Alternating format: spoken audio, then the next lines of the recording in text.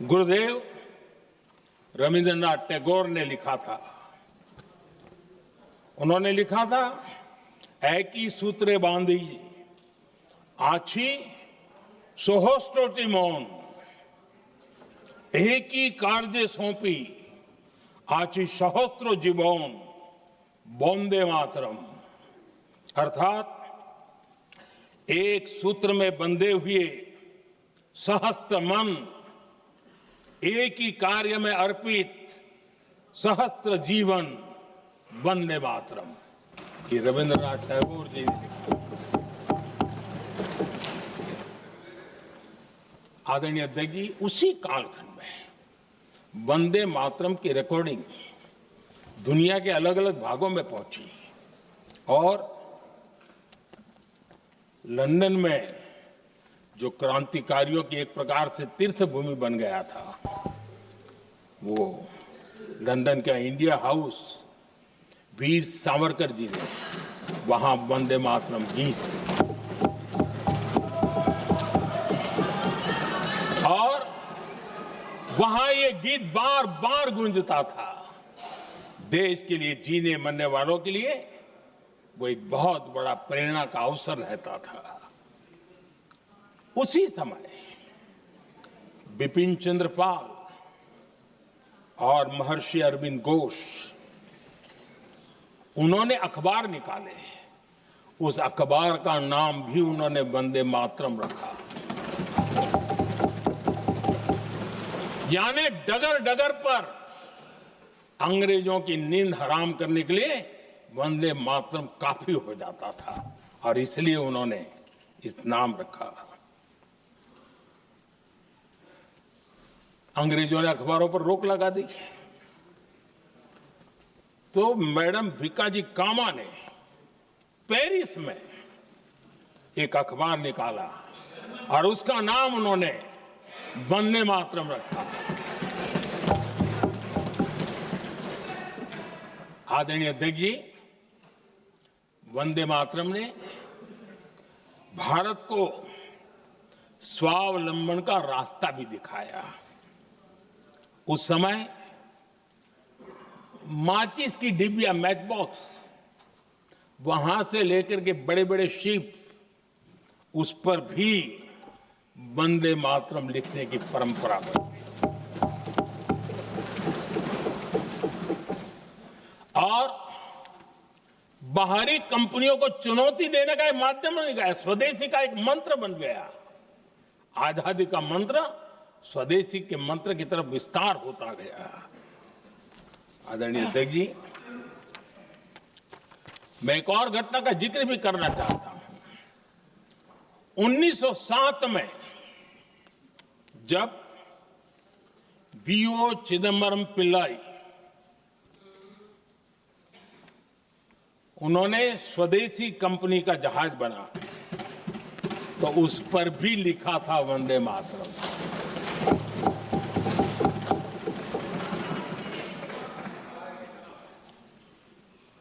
राष्ट्र कवि सुब्रमण्य भारती ने वंदे मातरम को तमिल में अनुवाद किया, स्तुति गीत लिखे। उनके कई तमिल देशभक्ति गीतों में वंदे मातरम की श्रद्धा साफ साफ नजर आती है। शायद सभी लोगों को, हो सकता है तमिलनाडु के लोगों को पता हो, लेकिन सभी लोगों को ये बात का पता ना हो कि भारत का ध्वज गीत वी सुब्रमण्यम भारती ने ही लिखा था। उस ध्वज गीत का वर्णन, जिस पर वंदे मातरम लिखा हुआ था, तमिल में इस ध्वज गीत का शीर्षक था ताइन माणी कोड़ी पारीर, तालंदु पणिंदु पुलहिंद्रु वारीर। अर्थात देश प्रेमियों, दर्शन कर लो, सविनय अभिनंदन कर लो, मेरी मां की दिव्य ध्वजा का वंदन कर लो।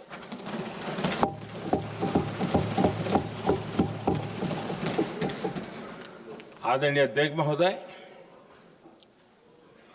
मैं आज इस सदन में वंदे मातरम पर महात्मा गांधी की भावनाएं क्या थी वो भी रखना चाहता हूं। दक्षिण अफ्रीका से प्रकाशित एक साप्ताहिक पत्रिका निकलती थी, इंडियन ओपिनियन, और इस इंडियन ओपिनियन में महात्मा गांधी ने 2 दिसंबर 1905 जो लिखा था उसको मैं कोट कर रहा हूं। उन्होंने लिखा था, महात्मा गांधी ने लिखा था, गीत वंदे मातरम जिसे बंकिम चंद्र ने रचा है पूरे बंगाल में अत्यंत लोकप्रिय हो गया है।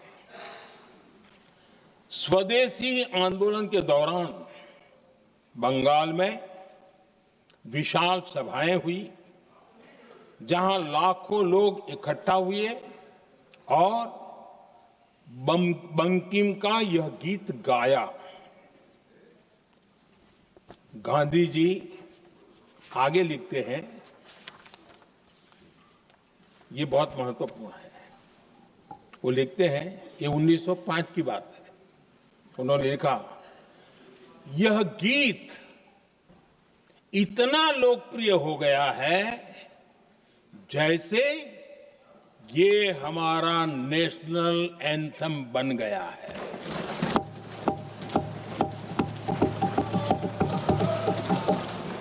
इसकी भावनाएं महान है और यह अन्य राष्ट्रों के गीतों से अधिक मधुर है।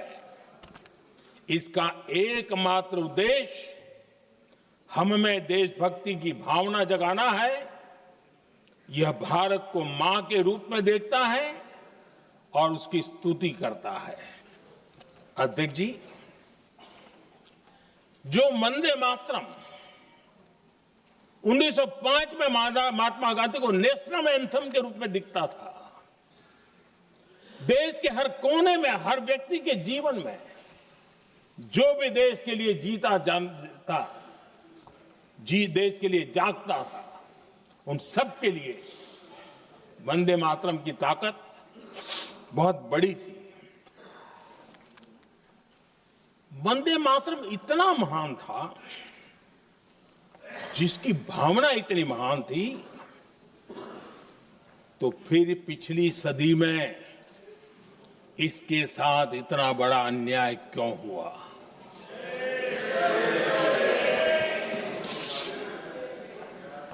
वंदे मातरम के साथ विश्वासघात क्यों हुआ?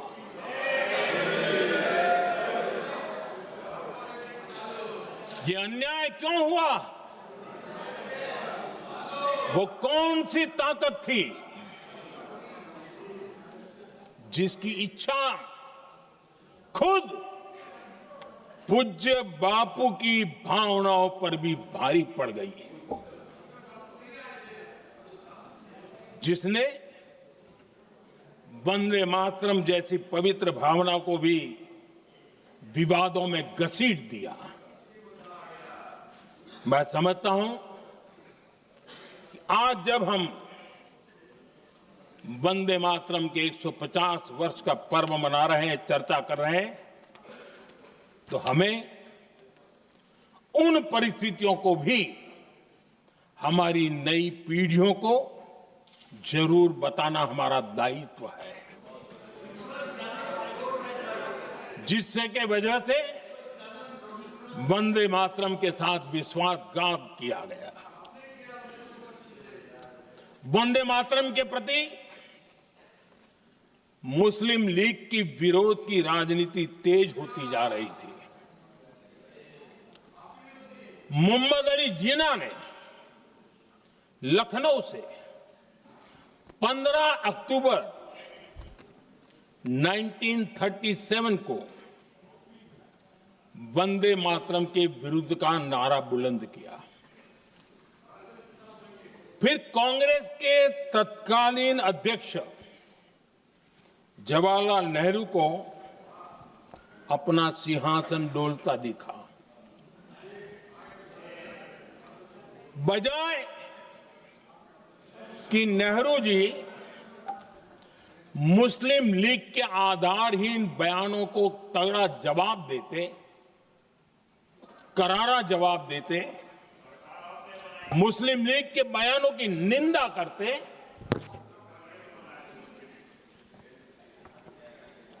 और वंदे मातरम के प्रति खुद की भी और कांग्रेस पार्टी की भी निष्ठा को प्रकट करते हैं।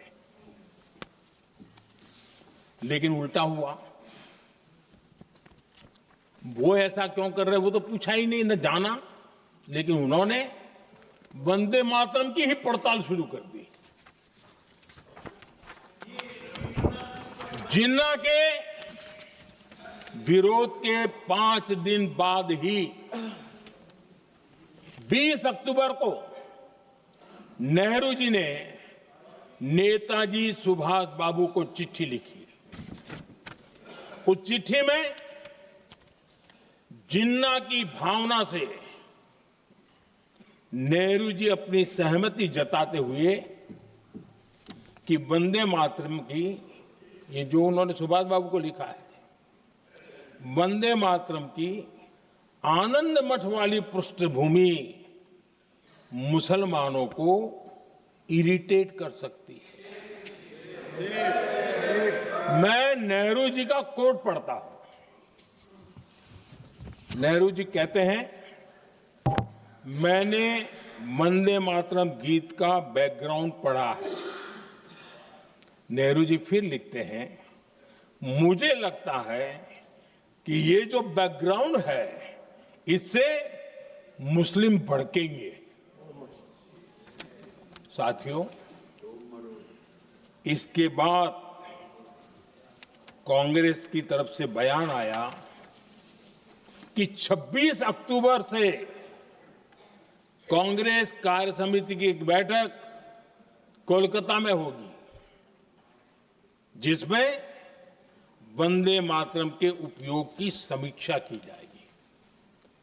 बंकिम बाबू का बंगाल, बंकिम बाबू का कोलकाता, और उसको चुना गया और वहां पर समीक्षा करना तय किया। पूरा देश हतप्रभ था, पूरा देश हैरान था।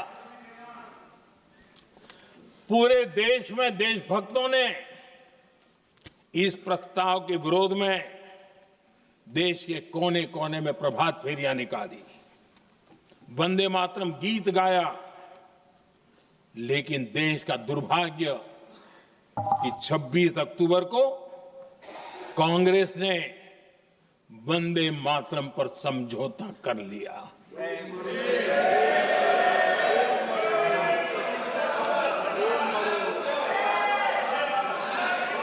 वंदे मातरम के टुकड़े करने के फैसले में, वंदे मातरम के टुकड़े कर दिए। उस फैसले के पीछे नकाब ये पहना गया, चोला ये पहना गया। ये तो सामाजिक सद्भाव का काम है।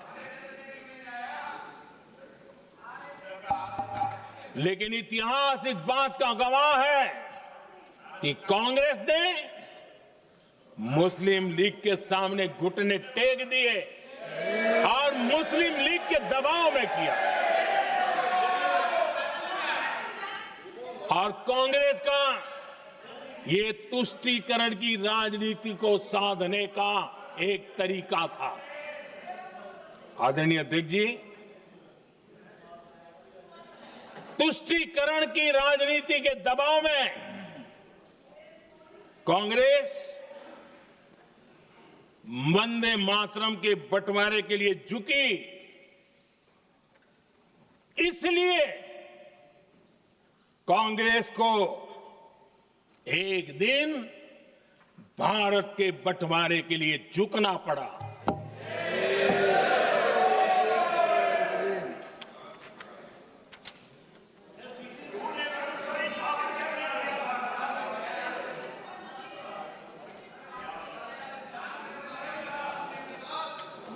मुझे लगता है कांग्रेस ने आउटसोर्स कर दिया है।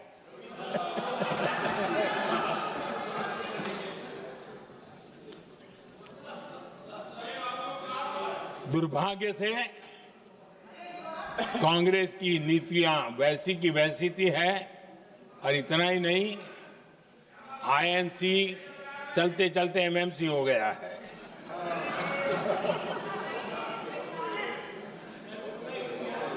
आज भी कांग्रेस और उसके साथी और जिन जिन के नाम साथ कांग्रेस जुड़ा हुआ है, सब वंदे मातरम पर विवाद खड़ा करने की कोशिश करते हैं। आदरणीय अध्यक्ष महोदय, किसी भी राष्ट्र का चरित्र, उसकी जीवटता,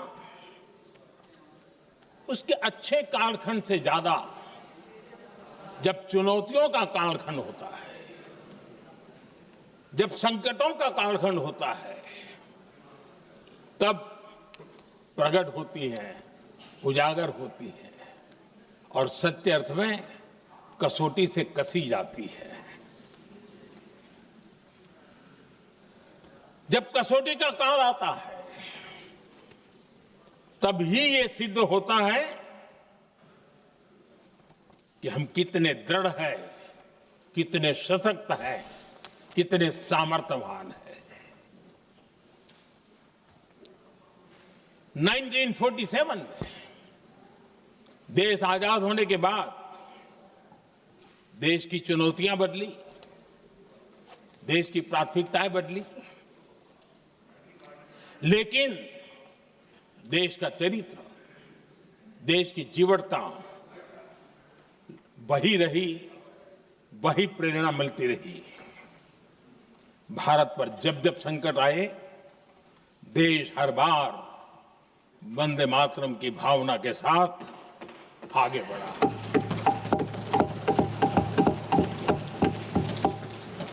बीच का कालखंड कैसा गया जाने दो, लेकिन आज भी 15 अगस्त 26 जनवरी की जब बात आती है, हर घर तिरंगा की बात आती है, चारों तरफ वो भाव दिखता है, तिरंगे झंडे फहराते। एक जमाना था जब देश पर खाद्य का संकट आया, वही वंदे मातरम का भाव था। मेरे देश के किसानों ने अंदर के भंडार भर दिए, और इसके पीछे भाव वही है, वंदे मातरम। जब देश की आजादी को कुचलने की कोशिश हुई, संविधान के पीठ पे छुरा भोंक दिया गया, आपातकाल थोप दिया गया, यही वंदे मातरम की ताकत थी कि देश खड़ा हुआ और परास्त करके रहा। देश पर जब भी युद्ध थोपे गए, देश को जब भी संघर्ष की नौबत आई, यही वंदे मातरम का भाव था। देश का जवान सीमाओं पर अड़ गया और मां भारती का झंडा फहराता रहा, विजय श्री प्राप्त कर। कोरोना जैसे वैश्विक महासंकट आया, यही देश उसी भाव से खड़ा हुआ, उसको भी परास्त करके आगे बढ़ गया। आदरणीय अध्यक्ष जी, यह राष्ट्र की शक्ति है, यह राष्ट्र को भावनाओं से जोड़ने वाला सामर्थ्यवान एक ऊर्जा प्रवाह है, ये चेतना प्रवाह है, ये संस्कृति की अविरल धारा का प्रतिबिंब है, उसका प्रकटीकरण है। ये वंदे मातरम हमारे लिए सिर्फ स्मरण करने का काल नहीं, एक नई ऊर्जा, नई प्रेरणा का लेने का काल बन जाए, और हम उसके लिए प्रति समर्पित होते चले। और मैंने पहले कहा, हम लोगों पर तो कर्ज है वंदे मातरम का। वही वंदे मातरम है जिसने वो रास्ता बनाया, जिस रास्ते से हम यहां पहुंचे हैं, और इसलिए हमारा कर्ज बनता है।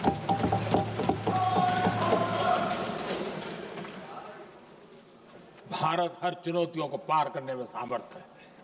वंदे मातरम के भाव की वो ताकत है। वंदे मातरम ये सिर्फ गीत या भावगीत नहीं, ये हमारे लिए प्रेरणा है। राष्ट्र के प्रति कर्तव्यों के लिए हमें झकझोरने वाला काम है, और इसलिए हमें निरंतर इसको करते रहना होगा। हम आत्मनिर्भर भारत का सपना लेकर के चल रहे हैं, इसको पूरा कर रहा है। वंदे मातरम हमारी प्रेरणा है। हम स्वदेशी आंदोलन को ताकत देना चाहते हैं। समय बदला होगा, रूप बदले होंगे, लेकिन पूज्य गांधी ने जो भाव व्यक्त किया था, उस भाव की ताकत आज भी मौजूद है और वंदे मातरम हमें जोड़ता है। देश के महापुरुषों का सपना था स्वतंत्र भारत का। देश की आज की पीढ़ी का सपना है समृद्ध भारत का। आजाद भारत का सपने को सिंचा था वंदे भारत की भावना है, वंदे मातरम की भावना ने। समृद्ध भारत के सपने को सिंचेगा वंदे मातरम की भावना। उसी भावना को लेकर के हमें आगे चलना है और हमें आत्मनिर्भर भारत बनाना। 2047 में देश विकसित भारत बन के रहे। अगर आजादी के 50 साल पहले कोई आजाद भारत का सपना देख सकता था, तो 25 साल पहले हम भी तो समृद्ध भारत का सपना देख सकते हैं, विकसित भारत का सपना देख सकते हैं और इस सपने के लिए अपने आप को खपा भी सकते हैं। इसी मंत्र, इसी संकल्प के साथ वंदे मातरम हमें प्रेरणा देता रहे। वंदे मातरम का हम रण स्वीकार करें, वंदे मातरम की भावना को लेकर के चले, देशवासियों को साथ लेकर के चले, हम सब मिलकर के चले, इस सपने को पूरा करें। इसी एक भाव के साथ ये चर्चा का आज आरंभ हो रहा है। मुझे पूरा विश्वास है कि दोनों सदनों में देश के अंदर वो भाव भरने वाला कारण बनेगा, देश को प्रेरित करने वाला कारण बनेगा, देश की नई पीढ़ी को ऊर्जा देने का कारण बनेगा। इन्हीं शब्दों के साथ आपने मुझे अवसर दिया, मैं आपका बहुत बहुत आभार व्यक्त करता हूं। बहुत बहुत धन्यवाद। वंदे मातरम, वंदे मातरम, वंदे मातरम।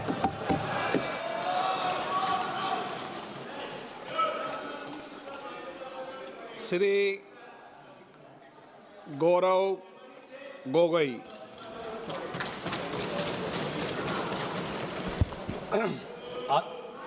आदरणीय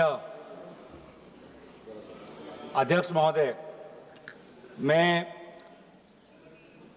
वंदे मातरम के 150वीं जयंती पर इस महत्वपूर्ण चर्चा में भाग लेने के लिए खड़ा हूं और अपने वक्तव्य के शुरुआत में मैं बंगाल के उस पवित्र भूमि को नमन करना चाहता हूं, जिस भूमि से ईश्वर चंद्र विद्यासागर आए, राजा राम मोहन रॉय जी आए, बंकिम चंद्र चटर्जी आए, स्वामी विवेकानंद जी आए, औरबिंदो घोष जी आए, खुदीराम बोस आए, कबीर नजरुल इस्लाम जी आए, रविंद्रनाथ टैगोर जी आए और सुभाष चंद्र बोस जी आए। वाकई में बंगाल की इस पवित्र भूमि में एक अद्भुत ताकत है, जिस भूमि ने हमारे देश को ना सिर्फ हमारा राष्ट्रगान दिया, लेकिन राष्ट्रगान के साथ हमें राष्ट्रगीत भी दिया। और कहीं ना कहीं मैं इस समय पर, क्योंकि स्वतंत्रता सेनानियों का उल्लेख किया गया, स्वतंत्रता संग्राम का उल्लेख किया गया, उस समय के कवि, लेखक जिन्होंने ऐसे शब्दों का प्रयोग किया, ऐसे कविताएं रची, ऐसे गीत रची, जिन गीतों के साथ, जिन शब्दों के प्रेरणाओं के साथ लाखों के तादाद पर स्वतंत्रता सेनानियों ने अंग्रेजों का जुल्म सहने की ताकत मिली। वे ऐसे शब्द थे, वे ऐसे गीत थे। वंदे मातरम, रविंद्रनाथ टैगोर जी के Where the mind is without fear, वो गीत झंडा ऊंचा रहे हमारा, वो गीत सरफरोशी की तमन्ना, वो गीत विद्रोह, वो गीत इंकलाब जिंदाबाद, वो स्लोगन करो या मरो, जय हिंद, सत्यमेव जयते, भारत छोड़ो। ऐसे कई नारे थे ऐसे कई गीत थे जिन गीतों ने, जिन शब्दों ने हमारे स्वतंत्रता संग्राम में हमारे भारत के समाज को ताकत दी। वंदे मातरम के इतिहास की और उसके जन्म की बात आदरणीय प्रधानमंत्री मोदी जी ने की। हाँ, जो मंगल पांडे का जो विद्रोह था, उस विद्रोह के विफलता के बाद भारत में एक बेचैनी थी और अंग्रेजों का जुल्म और बढ़ गया था। और ऐसे वक्त में 1872 में बंकिम चंद्र चटर्जी ने, जो पूरे बंगाल में जो रेनेसांस चल रहा था, जो भाषा के संदर्भ में जो एक क्रांति चल रही थी, उस क्रांति में वो भी एक महत्वपूर्ण धारा थे। जिस क्रांति में राजा राम मोहन रॉय भी थे, जिस क्रांति में ब्रह्मो समाज भी था, और उन्होंने